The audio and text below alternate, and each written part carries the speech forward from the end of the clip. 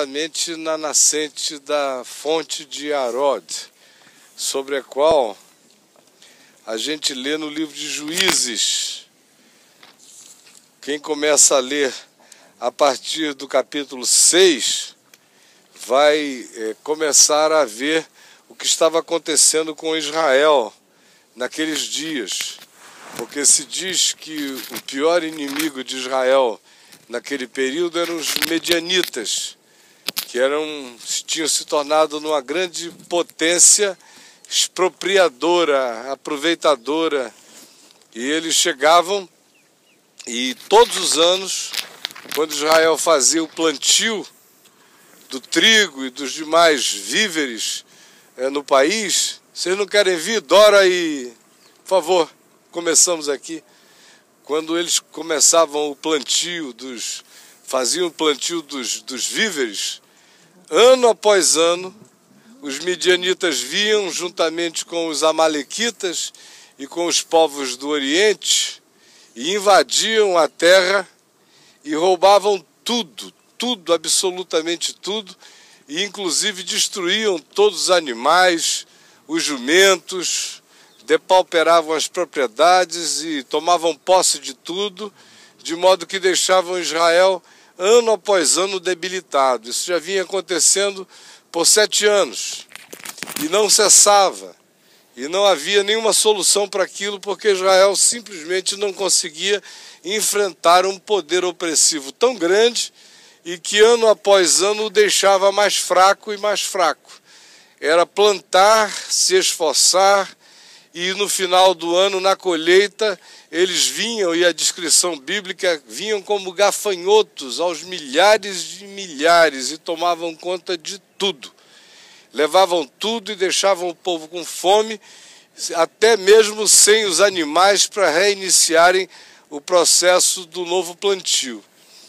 Isso já não era a primeira vez que acontecia. Deus vinha suscitando juízes em Israel numa época em que não havia reis, não havia líderes, nem havia nenhuma dinastia. Aqui e ali Deus levantava juízes para julgarem a terra.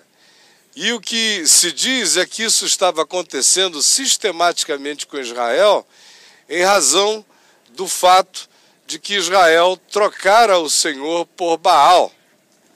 E era um outro conflito que se estabelecia, e as pessoas que Deus levantava para falar estavam sempre denunciando aquele vínculo de Israel com Baal. Eles não diziam que o Senhor não era Deus, mas na prática, tudo que faziam dirigia-se ao culto específico a Baal, que era o deus da fertilidade, fertilidade da terra, fertilidade erótico-sexual, fertilidade de um modo geral. E os amorreus e os cananeus, que tinham sido os habitantes anteriores da terra, eram cultuadores de Baal. Como eu disse, algumas tribos, e principalmente as que não ficaram livres daquele convívio, o livro de Juízes nos diz que aquele convívio se lhes tornou em laço e em destruição espiritual. E aqui era um lugar onde a tribo de Manassés estava presente. É uma das tribos que ganhou uma maior porção de terra. A tribo de Manassés tinha uma banda de propriedade do lado de cá do Jordão, uma outra banda do lado de lá do Rio Jordão, onde hoje está a Jordânia, e ela se estendia longamente, e é uma das regiões, era e é uma das regiões mais férteis de Israel. Aqui está o vale de Jezreel, que significa o nome do vale, aquele que Deus semeou, de tão fértil que era o vale, tão adequado para toda sorte de plantio e bem irrigado. Então, a agonia que as famílias viviam era contínua a respeito disso, por causa da invasão dos midianitas, dos amalequitas e dos povos do Oriente, ano após ano. Até que um dia, Deus levantou um homem chamado Gideão. E o texto diz aí que ele estava malhando o trigo no lagar para colocá-lo naquele dia, outra vez, a salvo dos midianitas, para terem alguma comida em casa. Quando de repente ele encontra com essa figura que o Velho Testamento chama de o anjo do Senhor, que é diferente de um anjo do Senhor. Um anjo do Senhor na Bíblia, há muitos que se manifestam. E esses anjos do Senhor que se manifestam são criaturas como eu e como você. Anjo significa mensageiro. São seres que atravessam da dimensão deles para a nossa dimensão com uma missão. Como diz o livro de Hebreus, os descreve como espíritos. O que é exatamente a categorização energética de um espírito? Até hoje, nenhum de nós foi capaz de saber e a ciência não é capaz ainda de sequer avaliar. Mas nós um dia descobriremos que um espírito, conforme assim designado, não em relação a Deus, que não se diz que Deus é um espírito, se diz que Deus é espírito. Mas um espírito, um dia provavelmente a gente consiga categorizar a natureza energética dele. Hoje nós não sabemos ainda categorizar essa natureza, só sabemos que ele é um ente de uma outra dimensão e ele entra na nossa, como diz Hebreus, cumprindo missão. São espíritos ministradores em nosso favor, em diversos favores, em diversas necessidades e graças. Mas o anjo do Senhor é diferente de um anjo do Senhor. Quando um anjo do Senhor se manifesta e alguém deseja adorar esse anjo, vocês veem que o anjo diz, não faças isto, eu sou conservo teu, sou servo como tu, sou uma criatura como tu. Mas o anjo do Senhor, que a gente vê aparecer no Velho Testamento, toda vez que se busca adorá-lo, ele aceita adoração. Se o chama de Senhor, e ele diz que ele é o Senhor, ele se trata como Deus, o anjo do Senhor. O que é isso? Senão uma manifestação do próprio Cristo eterno antes do Jesus histórico. Jesus é Deus e aceita adoração na mesma medida em que o anjo do Senhor era Deus e aceitava adoração. Vocês lembram que quando, lá em João capítulo 8, Jesus disse aos judeus, Abraão viu os meus dias e regozijou-se? E eles disseram, tu ainda não tens 40 anos, como, pois, viste a Abraão? E ele disse, antes que Abraão existisse, eu sou. Esse anjo do Senhor, em todo o Velho Testamento, vai recebendo adoração e vai fazendo intervenções. Por exemplo, aqui no livro de Juízes, no capítulo 2, num lugar chamado Boquim, se diz que o povo tinha prevaricado fortemente contra Deus e que o anjo do Senhor se manifestou a eles e o anjo do Senhor pregou a eles. Pregou. A gente fica dizendo assim, se alguém não for lá, Deus não fala. Deus está falando no vento, o Espírito de Deus se manifesta em todo lugar. E o Velho Testamento ainda comete essa liberdade abusiva de fazer o anjo do Senhor visitar e pregar, como o anjo do Senhor visitou Abraão, como o anjo do Senhor visitou a outros, e Abraão, por exemplo, o adorou e tratou o anjo do Senhor como Deus.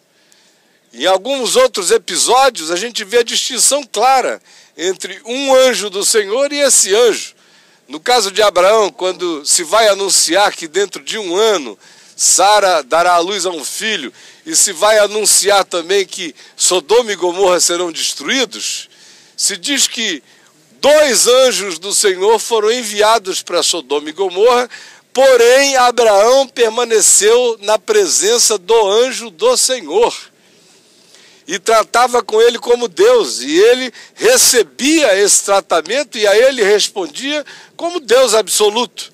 De modo que nós estamos aqui, repetindo, diante de uma manifestação do Cristo eterno antes do Jesus histórico. E é o anjo do Senhor que vem e encontra Gideão trabalhando, pondo trigo a salvo dos midianitas, e Gideão olha para debaixo de um carvalhal e vê aquela figura, e ele sabe, discerne, que tem uma aura, que tem uma presença, que tem um resplendor, que tem uma graça, que tem algo que o diferia de toda e qualquer outra expressão de qualquer outro homem que a Gideão já tivesse visto, de modo que quando o Gideão dele se aproxima, ele não tem nenhuma dúvida de que ele está chegando diante do anjo do Senhor. E o anjo do Senhor diz: olha, vai nessa tua força, porque eu serei contigo e tu libertarás Israel do poder dos midianitas. Aí o Gideão disse: mas como eu? A casa do meu pai é a mais pobre da tribo de Manassés. E na casa do meu pai eu sou o mais fraco. Parece até que ele estava dizendo para Deus o que Deus não prefira. Porque o poder dele sempre se aperfeiçoou na fraqueza.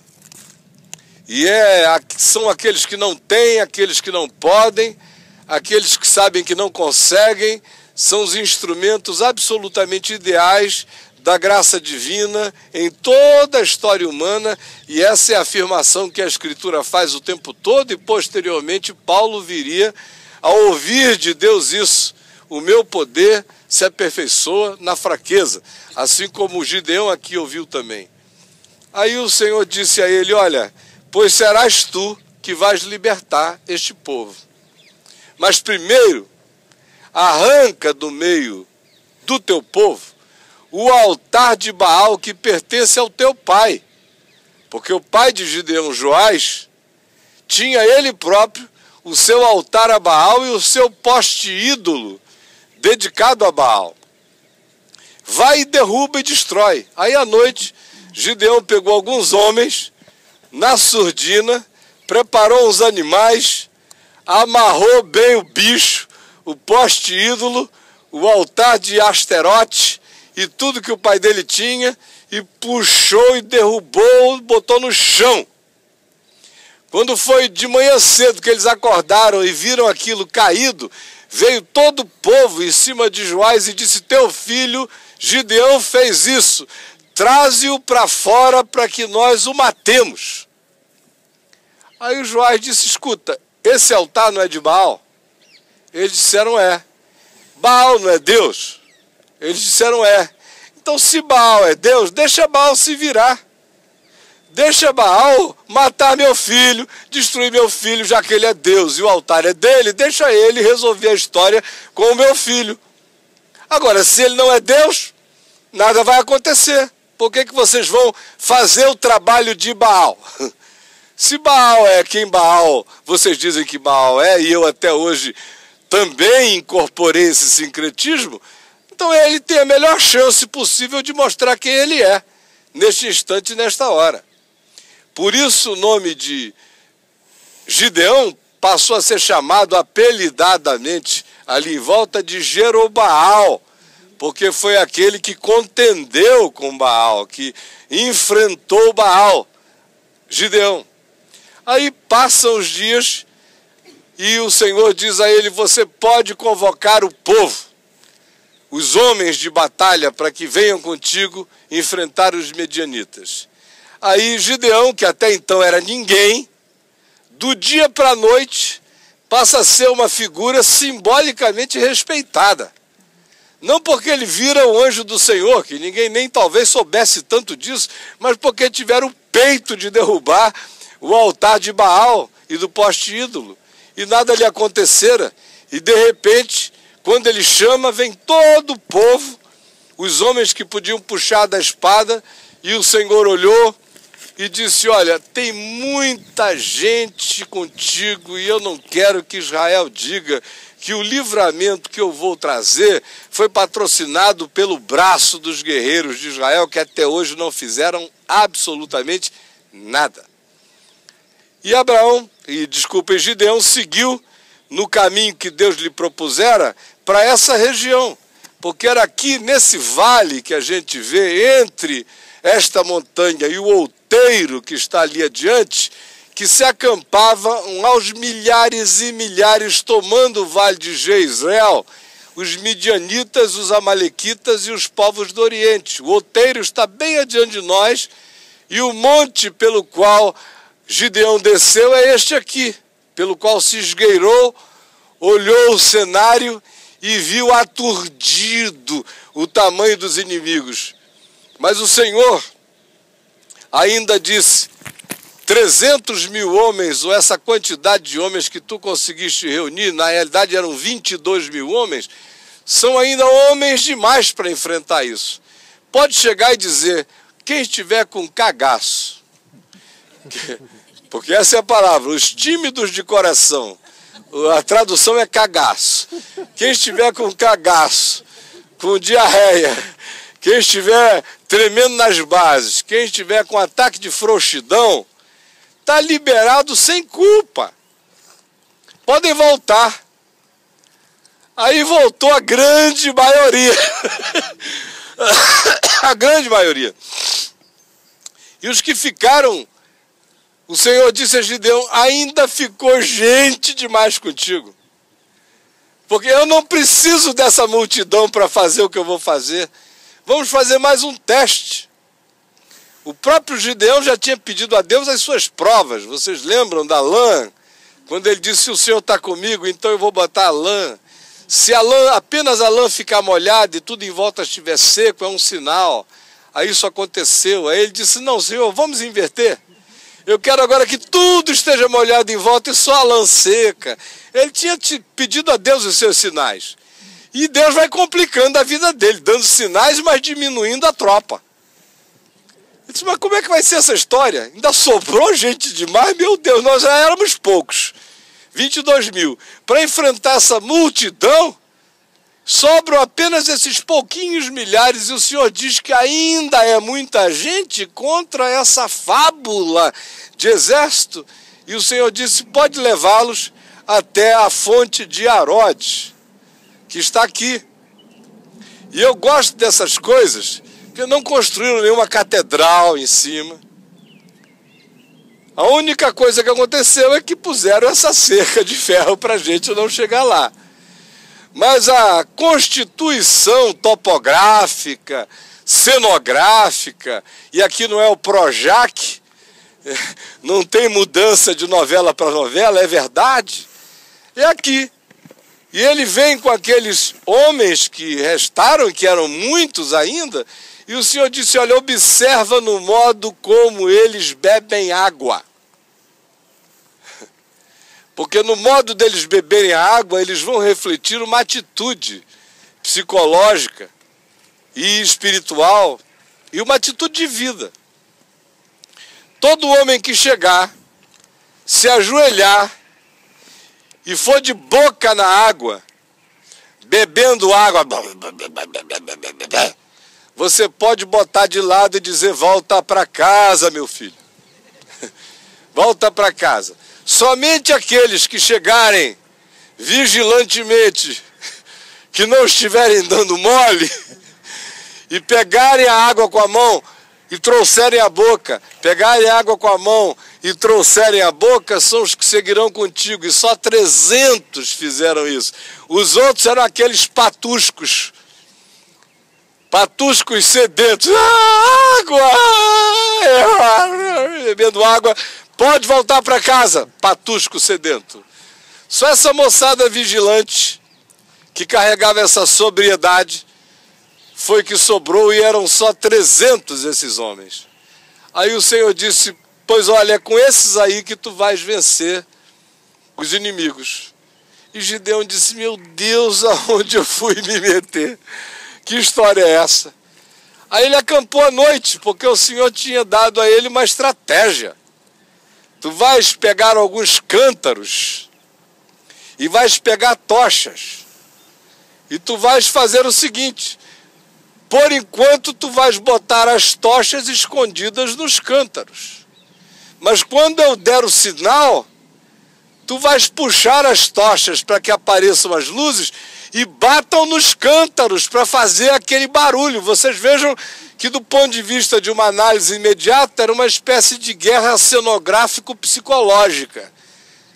Porque na escuridão, aquela gritaria, a batida nos cântaros, as tochas mexendo, mas ainda assim era pirotecnia de catolé, de cabeça de nego. Era tentar assustar um exército grandioso com Stalin, do ponto de vista do que se tinha aos milhares e milhares diante deles.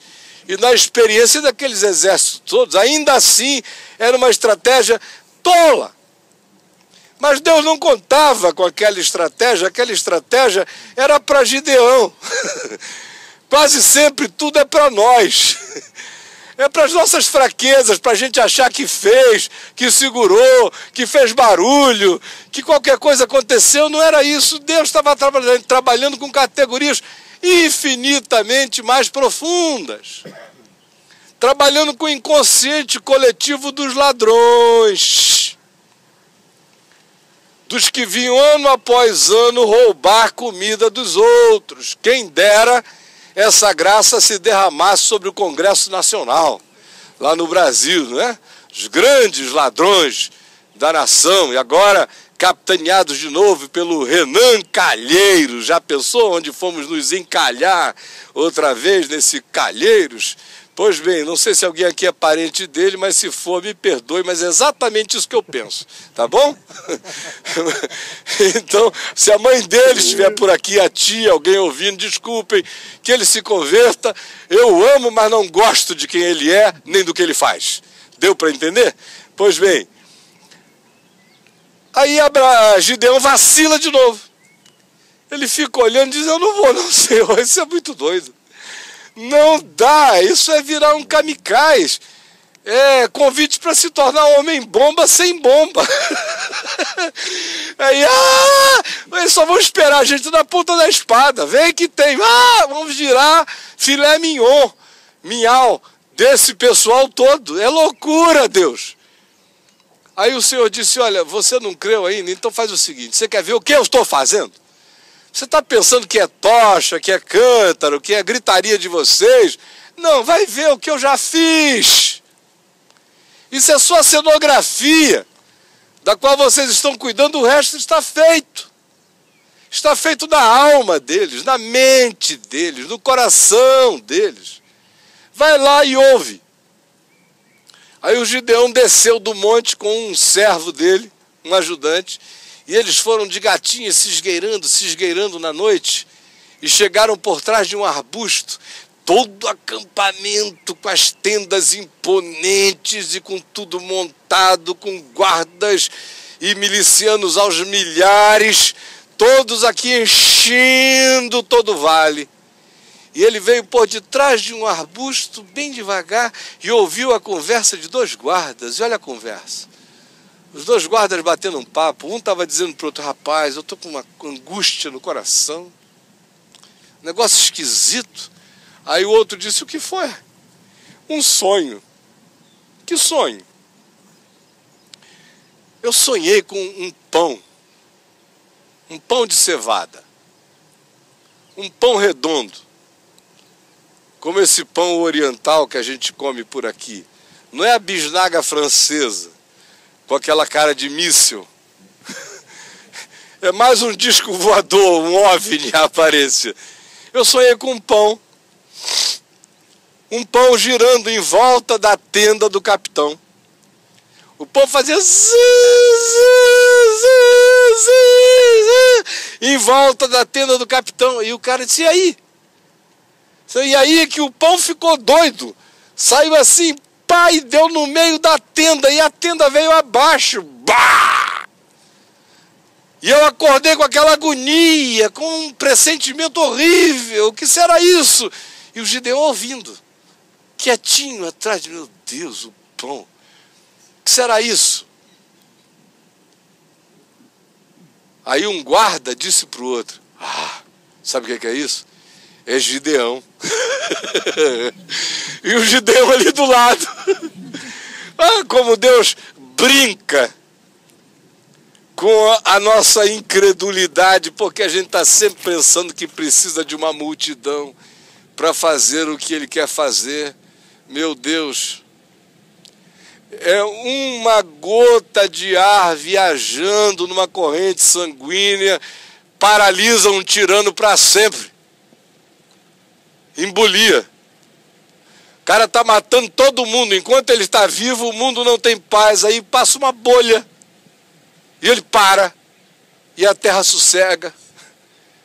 A gente não se deu conta ainda de que não é realmente nem por força, nem por violência. E que a verdadeira luta não é nem contra a carne, nem contra o sangue, mas contra principados e potestades. E que as operações de Deus acontecem num outro nível. É Gideão, que virá contra nós, os midianitas, e vai nos destruir, e vai nos vencer, e vai nos botar para correr. Aí diz o texto que Gideão, ali mesmo onde estava, botou a cara no chão e adorou. Atrás do arbusto está Gideão apavorado. Antes, agora está Gideão adorando. E Deus usando o sonho do inimigo, sendo interpretado por um outro inimigo, para dizer a Gideão que está atrás do arbusto. Olha como tudo é lindamente patético. Aí Gideão adora ao Senhor e diz: obrigado, Senhor. Obrigado, Senhor. Aí volta, reúne a moçada lá em cima e diz: ó, cântaro na mão, tocha, e na hora que eu disser é agora, vocês gritem pelo Senhor e por Gideão. Porque olha, esse cara sou eu. Eu não era nada, mas agora eu virei a assombração dos homens. Que coisa extraordinária, eu virei a assombração. Então nós vamos em nome do Senhor e vocês vão dizer pelo Senhor e por Gideão, porque tem um negócio acontecendo lá. Eu virei uma fantasmagoria imensa. É o chamado inconsciente coletivo. A pessoa vem um grupo de seres humanos que se identificam culturalmente, se identificam espiritualmente, se identificam economicamente, se identificam etnicamente, se identificam como um povo.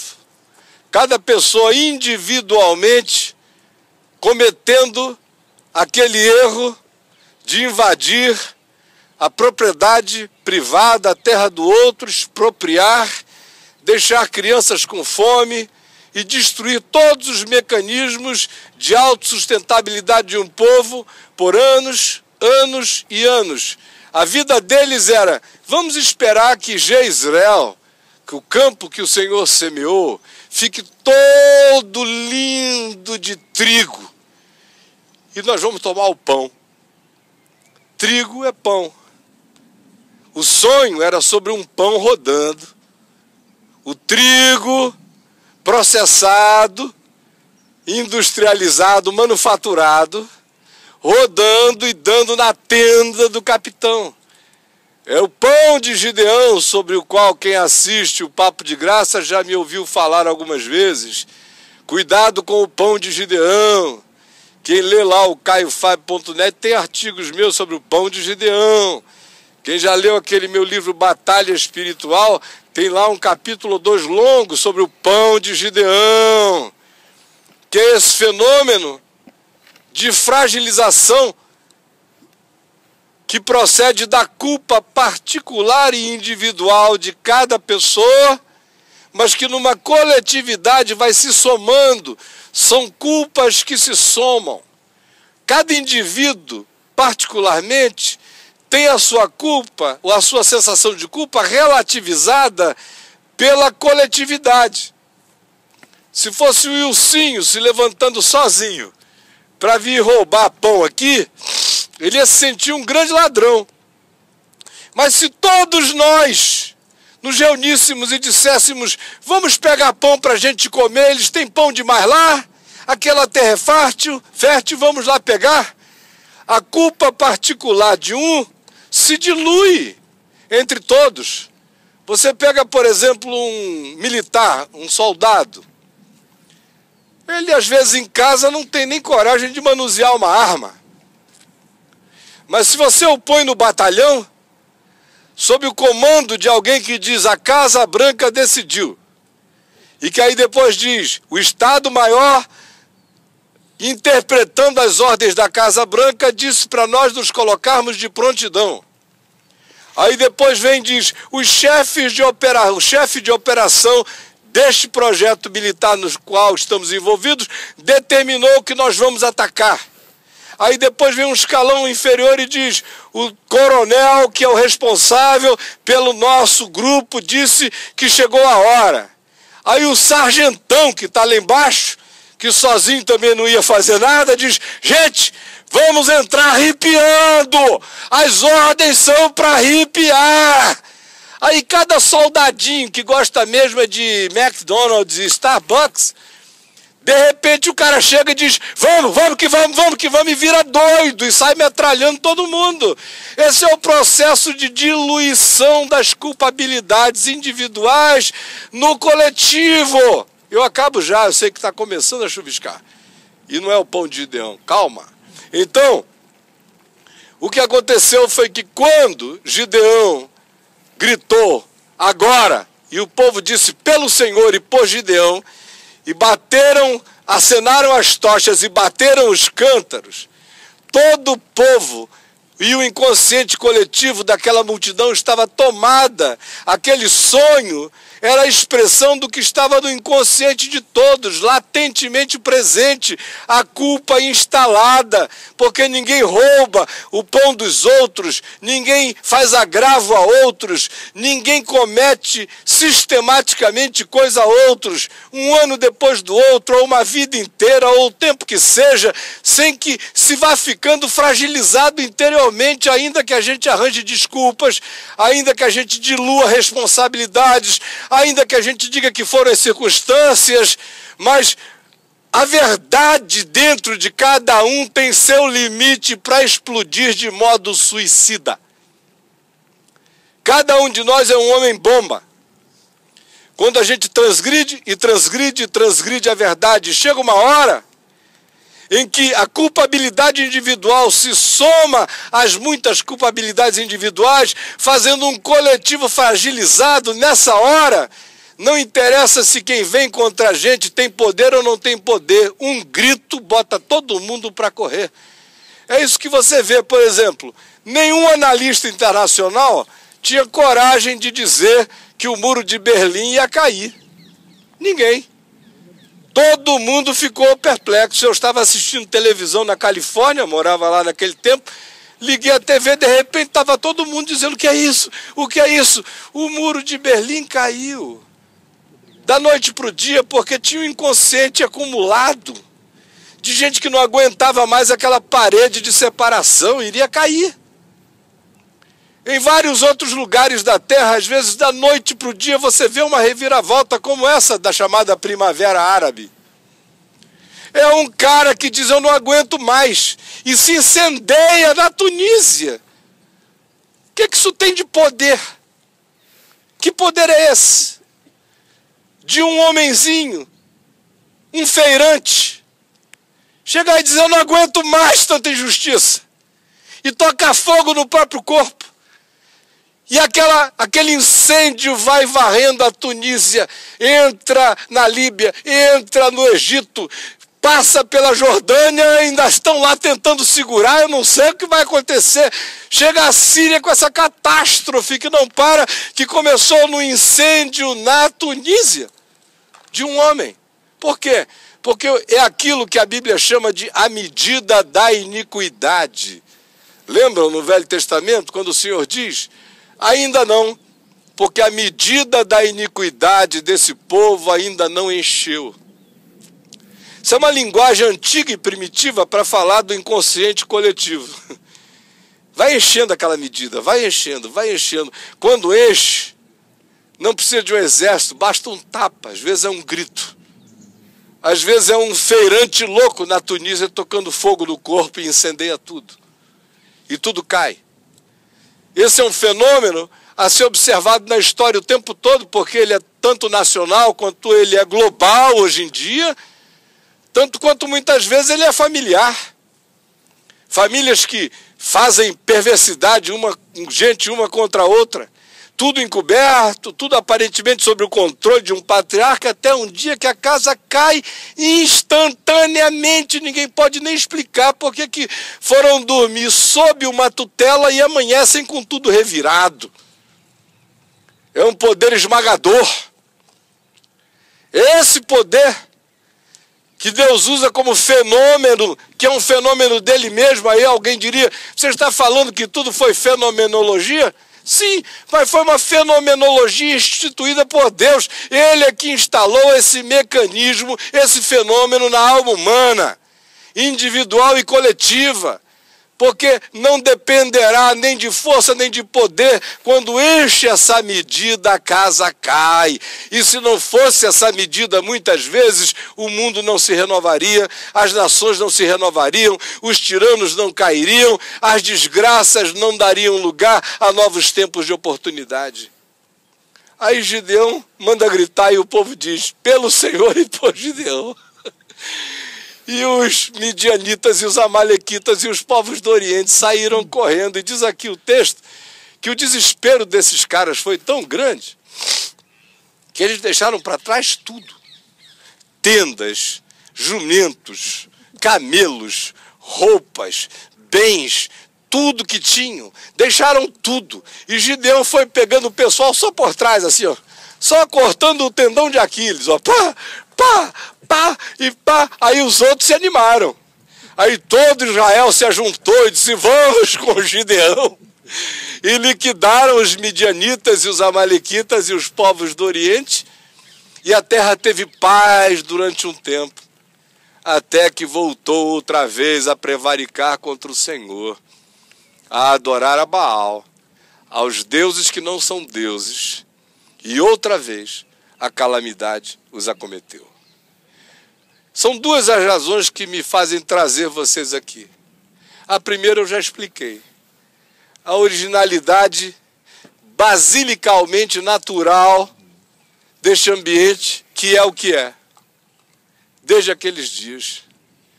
Vejam como algo entra para a história e a gente fica esperando chegar aqui e encontrar o Monte Everest. Tu, Belém Efrata, não és de modo algum a maior das cidades de Judá. É uma besteirinha, é uma gruta. O que é Israel? É uma tripa. A gente que vem de espaços geográficos tão grandes, Israel, eu não sei nem como é que esses pilotos conseguem acelerar um avião de caça, porque acelera, já está freando de novo, atravessou o país. Para as distâncias às quais nós estamos acostumados, isso aqui é uma brincadeira, é ou não é? O que é o Rio Jordão? O Rio Jordão é um igarapézinho do Amazonas. Na minha terra, qualquer coisa é maior do que o Jordão. Agora, o Rio Amazonas é um filete de significado perto do Jordão, que é apenas um filete de água. Porque o tamanho das coisas não é medido pelas importâncias concretas e objeticas e visuais delas, é medido pelo que elas imantam de significação. É o imantamento dos significados que torna as coisas grandiosas. Essa é a segunda lição. Uma é ver e verificar a basicalidade e a basilicalidade desta basílica original, desta fonte de Arode. A segunda é mostrar para vocês a insignificância disso. Tão insignificante quanto os 300 homens, o cântaro, as tochas ou o próprio Gideão. Porque não depende do homem, nem do braço do homem. Terceira razão é para a gente saber que não há inimigo tão grande que não possa cair de si mesmo. A quarta razão é para a gente saber que em toda operação de iniquidade consistente e persistente, existe igualmente um mecanismo de autodestruição instalado naquele que está praticando e perpetrando tal maldade. Há uns anos atrás eu olhava para o povo da Venezuela, que eu conheço razoavelmente de tantas vezes que lá fui pregar, e achava aquele povo um povo tão bonito, tão legal. Aí de repente me chega um Hugo Chávez. Aí subitamente, cadê o Hugo Chávez? Eu não sei. Não sei se ele está numa máquina, não sei se ele está mumificado, não sei se ele vai aparecer num cavalo branco como é o Cid, morto na Revolução Bolivariana. O fato é que os Estados Unidos estavam apavorados, o mundo inteiro apavorado, e de repente um negócio aconteceu com o Hugo Chávez que não estava na mão nem no controle de ninguém. Quer dizer que eu estou torcendo para o Hugo Chávez morrer e desaparecer? Não, o que eu estou dizendo é apenas o que eu estou dizendo. Que aquilo que se nos afigura como sendo um poder, muitas vezes enorme, de uma arrogância imensa, não significa nada. Nabucodonosor, os palácios e os jardins suspensos da Babilônia, andando para lá e para cá, diz, ó, vê o que as minhas mãos construíram. Aí, de repente, o cara tem um sonho perturbador. E o sonho altera o psiquismo dele. E o indivíduo fica 7 anos como um bicho, com as unhas grandes, os cabelos sem cortar, querendo comer grama no chão. Sem saber de si mesmo. Num instante. Assim, rapidamente. Essa é outra coisa que eu queria que a gente guardasse no coração. Aquilo que se nos afigura como sendo invencível pode, da noite para o dia, implodir em si mesmo. Quando enche a medida e extravasa aquilo que os céus estabeleceram como tolerável. E não é uma invasão de alienígenas sobre a Terra. Vejam qual é a ironia. É o mecanismo interior do próprio homem não suportando mais a si mesmo e coletivizando através de vasos que se comunicam pelo inconsciente aquilo que que fragiliza tal grupo ou tal potestade política ou econômica ou militar ou de qualquer natureza, de modo que aquilo rui. Eu, às vezes, fico recebendo lá dezenas de cartas de pessoas me perguntando, Caio, até quando esse negócio horroroso, em nome de Deus, no Brasil, o que será que vai acontecer? E eu penso, meu Deus, eu lá sei o que vai acontecer. Eu só sei o seguinte, isso em 30 anos conseguiram perverter essa coisa toda. Agora, isso tudo pode acabar em um dia. Pode ir assim, como um dominó. Quando você vê tudo que era, já não é mais. Tudo que parecia ter uma durabilidade enorme, já não tem. Porque esse é um mecanismo que Deus estabeleceu como graça para que o próprio tirano seja vítima do seu abuso insaciável de tirania e para que todos aqueles que se coletivizam nessa ação tirânica experimentem o mesmo poder de fragilização que acontece dentro de nós próprios e na nossa própria troca perversa uns com os outros, quando nos abandidamos para fazer alguma coisa contra o próximo sistematicamente. E por último, minha gente, eu queria apenas que a gente levasse no coração essa certeza de que Deus gosta de tirar uma onda. Gosta de tirar uma onda, gosta de uma brincadeira, porque toda a história da Bíblia é a história de uma brincadeira divina. Você fica pensando, quem foi Abraão? Era um anônimo na Suméria, em Ur dos Caldeus, um anônimo, saiu de lá, porque ouviu uma voz. Uma voz? O que é uma voz? A voz dizia, sai da tua casa, da casa do teu pai, da tua parentela, vai para a terra que eu te mostrarei, sê tu uma bênção, e eu vou abençoar através de ti todas as famílias da terra. Dá para negar que existe uma coisa extraordinária na semente desse Abraão? A gente visitou a Turquia, a Ásia Menor. nós não encontramos nenhum habitante das culturas originais em todos os lugares que a gente passou. Na Grécia, não tem mais grego nenhum. Não os gregos antigos. Tem gente que se chama grega, mas que a gente só vai identificar como grega por um exame de DNA que também vai dizer que tem grego na Etiópia e vice-versa. Porque os gregos originais se dissolveram, os egípcios. A gente vai no Egito, não encontra um egípcio, a gente só encontra árabe. O nome do país é Egito, mas não tem nenhum egípcio lá há muito tempo. Talvez o único outro povo da terra, dentre pouquíssimos, que mantiveram a sua estrutura genética, cultural, quase intacta, sejam os etíopes. Mas nada se comparar com Israel. E os etíopes ficaram a maior parte do tempo habitando a sua própria geografia política.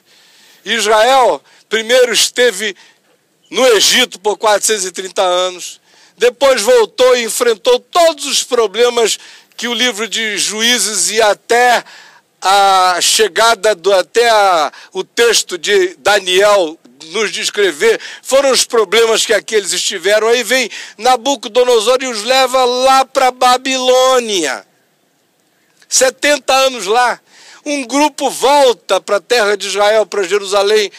Um grande grupo não volta, continua na Babilônia, continua no mundo helênico, nas sinagogas e vivendo ali o seu processo de uma etnia que não se misturava tanto e de uma cultura sólida em razão de um centro de espiritualidade que os mantinha com uma identidade única.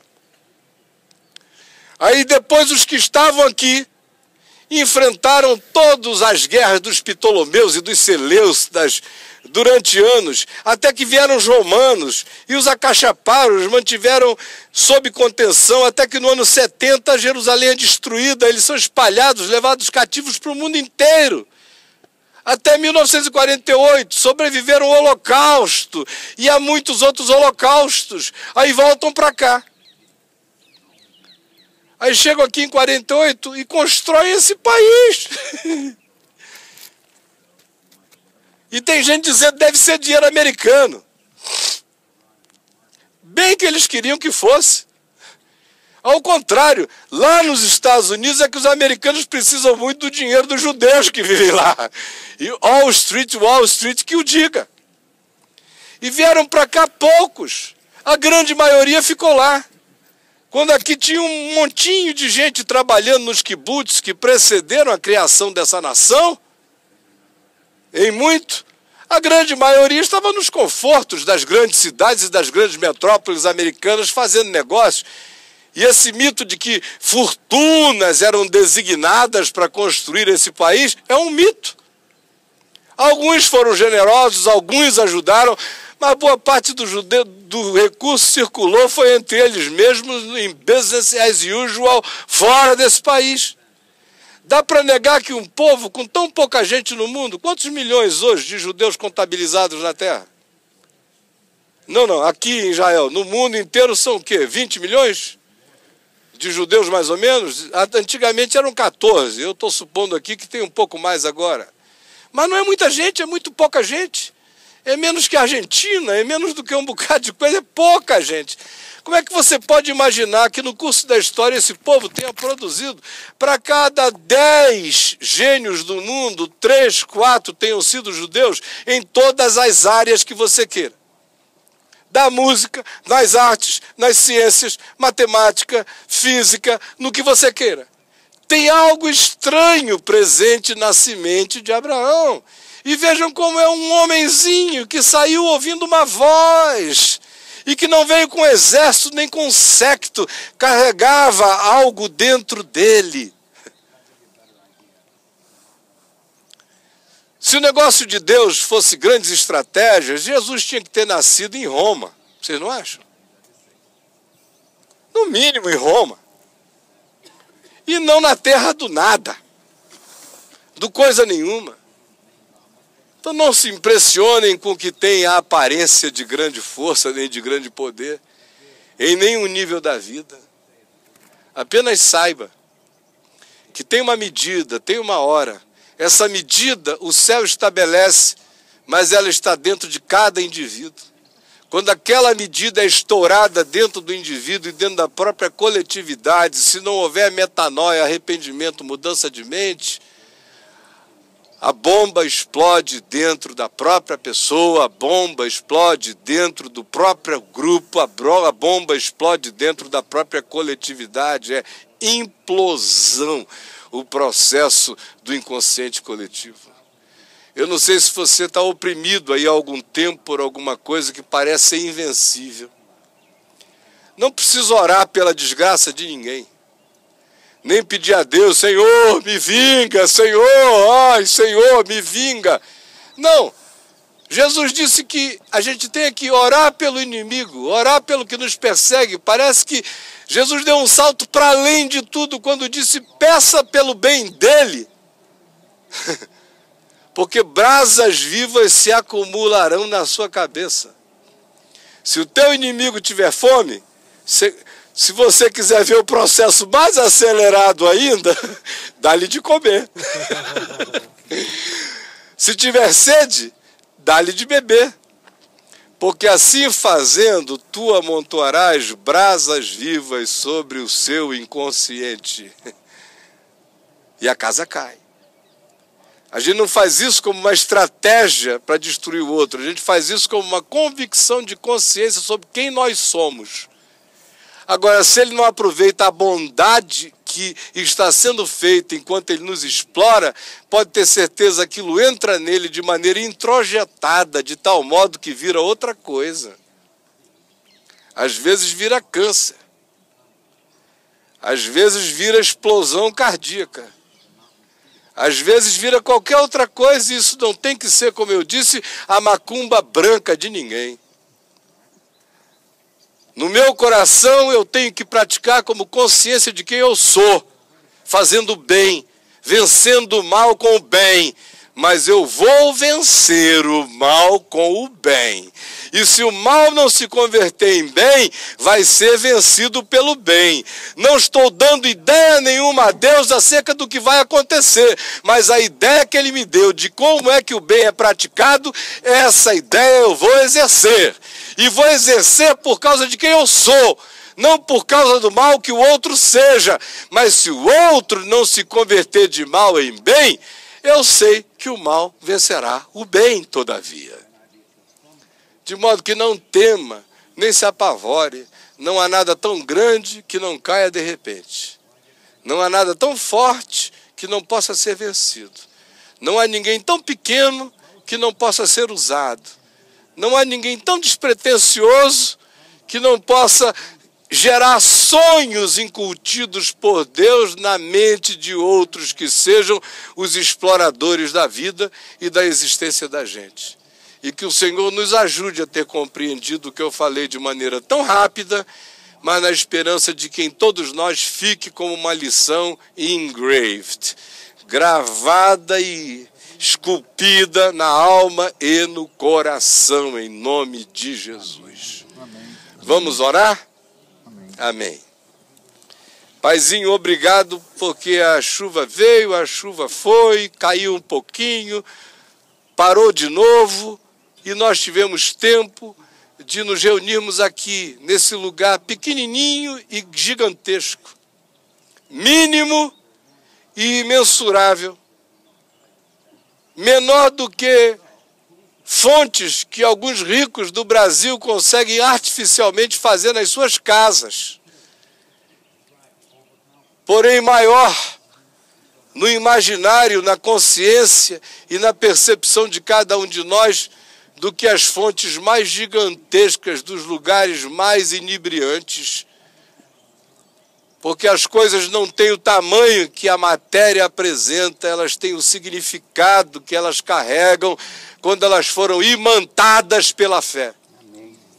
E eu peço que na vida de cada um de nós, nós sejamos como esse lugar. Do nosso tamanho, porém carregados do significado que tu nos atribuis. E que nenhum de nós tenha medo de ouvir a tua voz, de encontrar o anjo do Senhor, de encontrar Jesus. nos chamando para nos libertarmos e libertarmos outros, e na nossa pequenez sermos agentes misteriosos da Tua graça, na nossa vida, na nossa casa, no nosso planeta, no nosso país, aonde quer que Tu nos semeies. E permite que a gente pare de fugir e que pare de se desculpar dizendo eu sou pequeno demais, porque Tu amas as coisas pequeninas e as coisas que não são, através das quais Tu costumas envergonhar aquelas que pensam presunçosamente que são. Que o Teu entendimento nos invada, que a Tua compreensão nos assista e fique em nós. É o que eu te peço, em nome de Jesus. Amém e amém. Que Deus nos abençoe. Vamos prosseguir para Jerusalém, Daniel.